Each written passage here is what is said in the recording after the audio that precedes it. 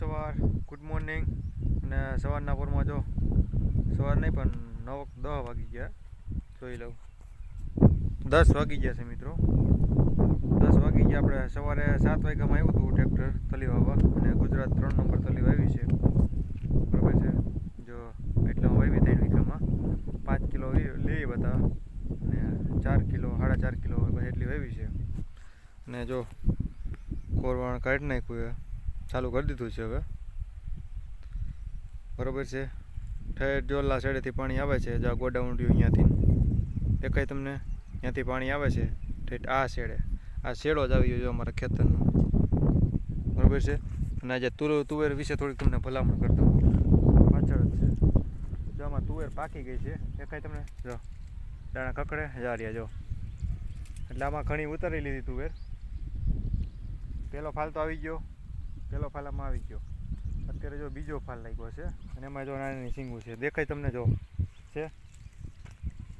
અને ત્રીજો ફાલે લાગે છે. ત્રીજો ફાલે તમને બતાવું. જ્યાં ફૂલ છે ને ત્રીજો ફાલ છે. એક ફાલ તો જા રહ્યો. આ સિંગું કકડે છે એ ઉતારી લીધો. બરાબર છે. અડધો ઉતારી લીધો અને અડધો બાકી જેમ જેમ જેમ પાક જેમ ઉતારતા થાય છે.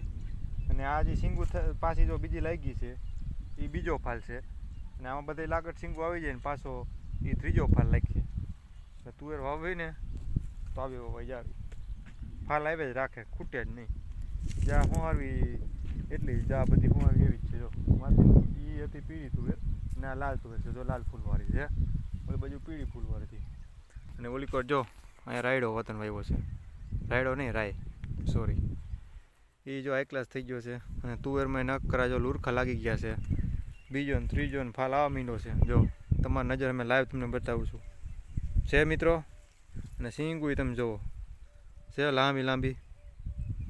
કેટલા દાણા છે? 2 4 6 7 દાણા આવે જો એક સિંગમાં. જોઈ લો છે. અને કાંઈ છેલ્લે શાક કરવાનું ન હોય ને તો તું એનું શાક કરવાનું નાખવાનું. આ ચાલુ ને ચાલુ રહે. જો આ નાની નાની સિંગું આવી ગઈ જો જામાં છે મિત્રો. જારી જોઈ લો છે, ખૂટે જ નહીં. તો હવે ફરી પાછા આવે નેક્સ્ટ વિડીયોમાં મળીએ. જય જવાન જય કિસાન.